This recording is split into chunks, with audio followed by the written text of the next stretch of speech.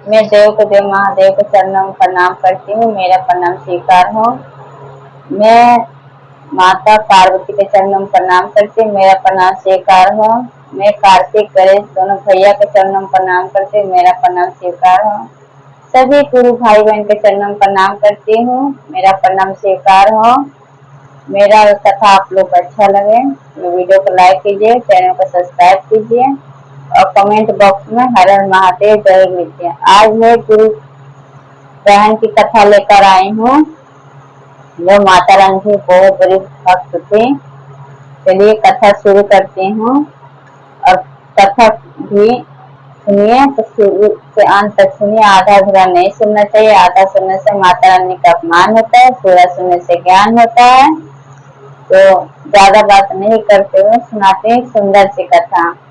एक नगर में एक गुरु बहन थी, उनका नाम था आराधना। आराधना जो थी तो अपने पति और अपने बेटे के साथ रहती थी। फिर क्या होता है, आदमी जो थे उनके तो काम के सिलसिले में उनको दूसरे जगह जाना पड़ता है तो चले जाते हैं काम करने। फिर वहाँ पे वो अंकल लड़का दो ही लोग रहते हैं। जब कहीं चर्चा होता है, वह माता रानी की बहुत बड़ी भक्त होती है। पूजा पाठ भजन कीर्तन करने में उनको बहुत रुचि होता है, बहुत अच्छा लगता है। और उनका लड़का जो है इतना खुश रहता है, उनके उसकी हंसी से पूरा घर गूंजता है।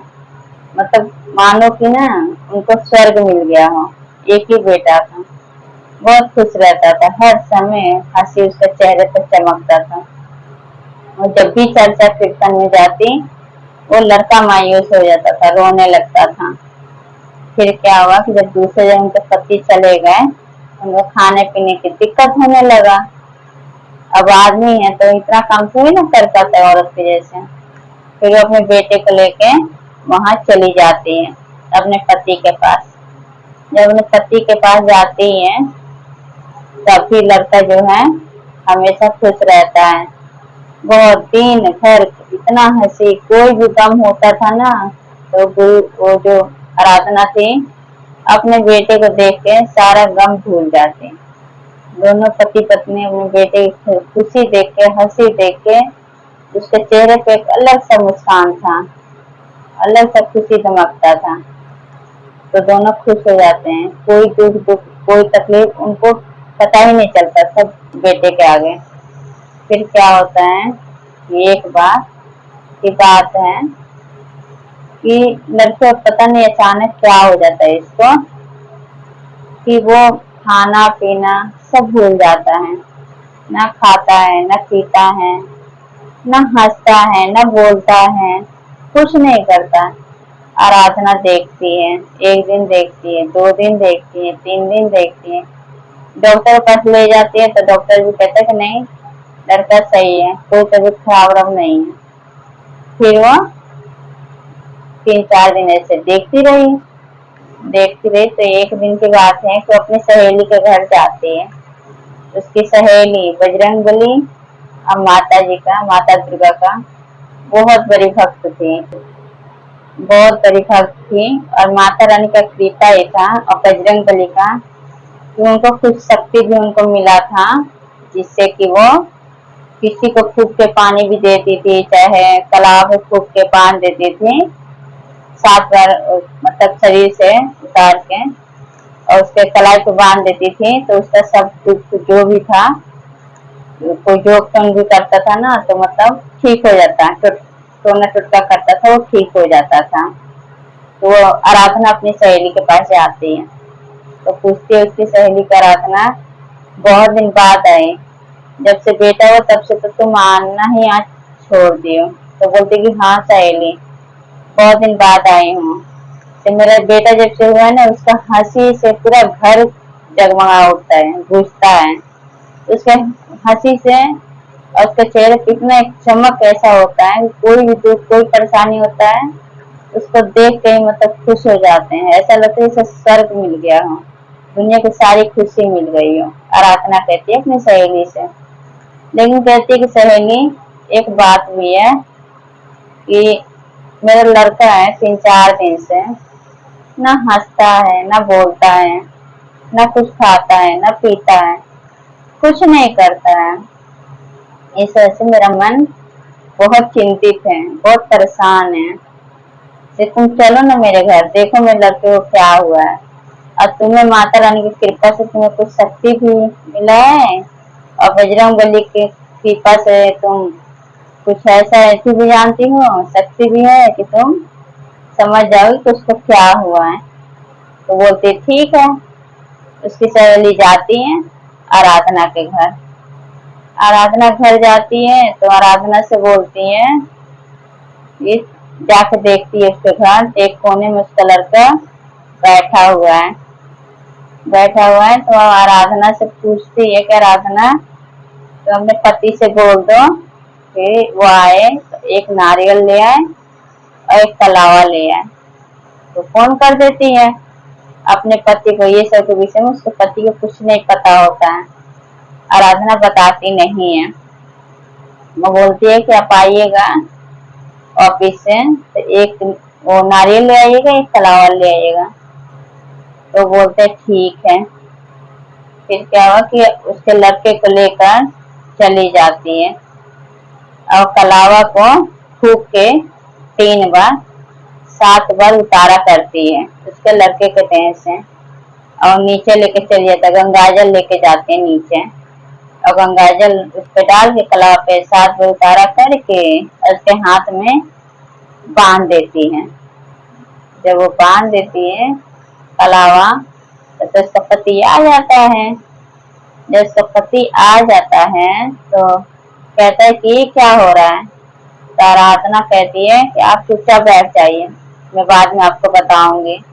फिर आराधना नीचे जाती है क्योंकि उसकी सहेली उसके लड़के को लेकर नीचे आ गई थी, क्योंकि उसको उतारना था इसलिए। तो वो फिर जाके बोलते हैं मेरी सहेली से क्या हुआ। तो कहती है कि तुम्हारे लड़के पे जादू किया गया है।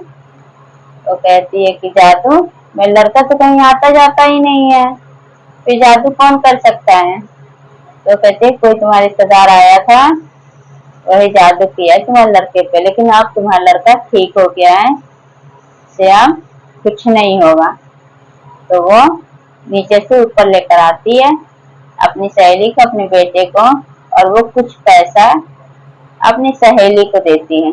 तो उसकी सहेली नहीं लेती है, कहती है कि भगवान का महिमा ही है, बजरंगबली का और दुर्गा माता का।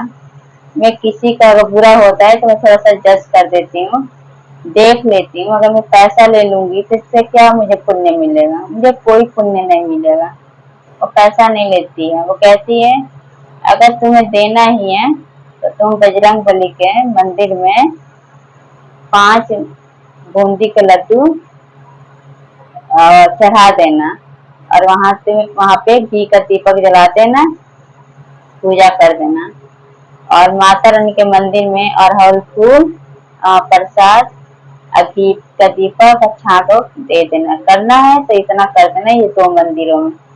और इतना कह के वो चली जाती है। आराधना ले जाकर जहाँ से लेकर आती है अपनी सहेली को वहीं पे उसके घर छोड़ देती है।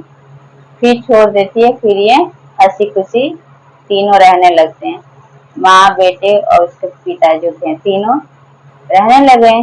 फिर एक दिन की बात है कि रात को 12 बजे जब ये उठती है, उसको प्यास लगती है बहुत तेज।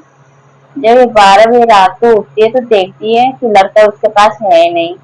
इधर बाहर आकर देखते किचन में वो किससे बातें कर रहे किचन में। तो वो हैरान हो जाती है, कहती है कि ये बात किससे कर रहा है। आवाज इसकी सुनाई दे रही थी लेकिन दूसरे इंसान की सुनाई नहीं दे रही थी। फिर ये घबरा जाती है। घबरा कर अगले दिन सुबह उठती है। जब सुबह उठती है फिर अपने सहेली के पास जाती है, और अपनी सहेली के पास जाके कहती है कि सहेली उस दिन तुम गई और जाके तुमने ये सब देखा, तो तुमने कलाव जब से बांध दी हो तब से मतलब ये ठीक हो गया था। तो ये जो टोटका किए थे वो उसके रिश्तेदार कर दिए थे, लेकिन उसकी सहेली सब ठीक कर देती है। उसको शक्ति माता रानी के बजरंगबली की कृपा से मिला होता है, तो ठीक कर देती है। फिर वो कहती है कि मेरा लड़का अकेले में किचन में जाके रोज बातें करता है, पता नहीं किससे बात करता है। उसकी सहेली कहती है कि आराधना, तुम भी तो हो माता रानी का भक्त, तुम भी तो पूजा पाठ में विश्वास करती हो, तो तुम रात को सो तो तुम सच्चे मन से माता रानी को अपने मन अंदर उनको ध्यान करो और उनसे विनती करो कि हे माता रानी, आप मुझे कोई आगमन दीजिए। आखिर मेरे घर में ऐसा क्यों हो रहा है? मेरा बेटा ऐसा अकेले किससे बातें करता है? कौन ऐसा इंसान है? आप मुझे आगमन दीजिए, आप मुझे बताएं। फिर वो रात को ऐसे विनती करके प्रार्थना करके माता रानी से सोती है। फिर आधी रात जब होता है तो क्या सपने में देखती है कि शेरों वाली माता उसके मंदिर उसके जो है सपने में आई है और कहती है कि आराधना, तुम ये घर छोड़ दो, तुम ये घर खाली करके दूसरी जगह चले जाओ। इस घर में एक बुरी औरत है, आत्मा है वो, जो तुम्हारे लड़के को छू नहीं पाती है क्योंकि उसके हाथ में बजरंगबली का कलावा बंधा हुआ है। तो तुम ये घर छोड़ो और तुम दूसरे घर चले जाओ। तो अगर नहीं जाओगी तो वो तुम्हारे लड़के को जिंदा नहीं छोड़ेगी। इतना वो सपना दिखाती है। सुबह उठती आराधना, अपने पति से कुछ नहीं बोलती है, ना अपने पति से बोलती है ना अपने बेटे से बोलती है। वो कहती है आप ऐसा कीजिए, अब दूसरे जगह मकान देखिए, हमें इस मकान में नहीं रहना है। उनके पति बोलते क्यों, क्या हो गया, बताओ तो मुझे। वो कहते हैं कि हमारी मर्जी, हमें यहाँ नहीं रहना है, हमें दूसरा मकान में रहना है।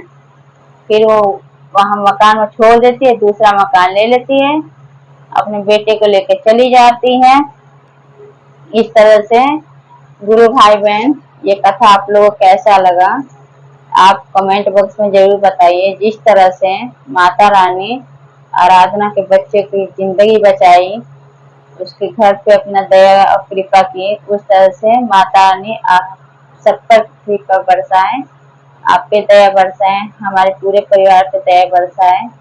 तो कथा कैसा लगा कमेंट बॉक्स में जरूर बताएं। तो सब प्रेम से बोलिए जय माता दी।